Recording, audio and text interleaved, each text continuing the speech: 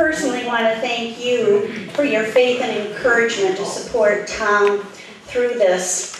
This is a humbling experience for both of us. And many have asked me many times, why would Tom want to run for office? He's such a nice guy. And you know, we've questioned ourselves, we've asked ourselves that question many, many times, because it is a real cutthroat business these days, that's for sure, we know that. But we live in troubled times. And we both have prayed together, and we feel very strongly that Tom's life experiences have prepared him for this journey, and that it is time to put more action to those concerns, that no matter the cost. Because like you, we care about our freedoms, we care about our values, and we care about those principles that are being stripped away from us little by little in our nation. We care about our children and our grandchildren and their future. God has said in 2 Chronicles 7:14 that if my people, which are called by my name, shall humble themselves and pray and turn from their wicked ways, then I will heal their land. And then only will he heal their land. Well, I know Tom will faithfully pray for all the decisions he will have to make should he win. And I know that he will remain humble. That's just Tom. He is a humble guy. It will also be his goal to work to turn the many wicked laws around that we know that are in place today. Married to Tom for 38 years, no one knows Tom better than I do except God, and maybe his mom, who's over here. She had Tom for 21 years.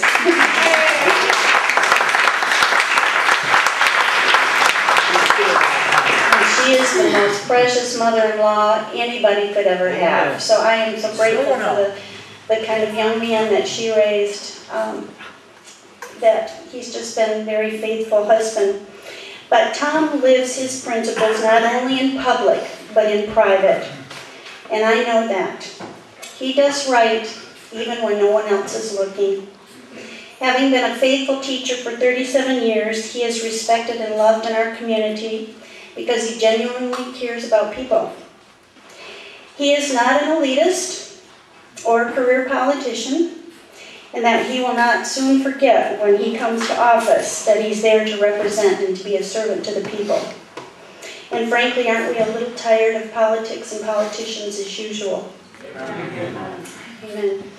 He believes strongly in the sanctity of life without exception, from conception to final breath.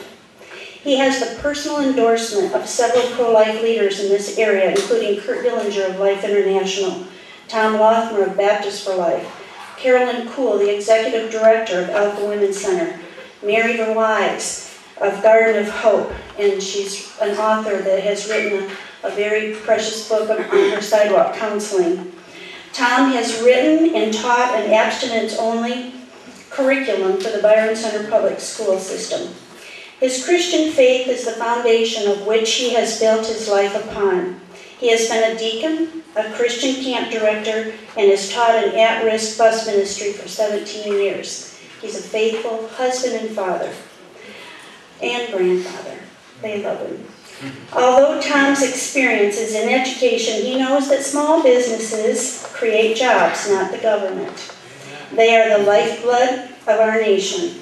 He will work closely with small businesses to address the current problems facing Michigan and small businesses, and he's already started that journey.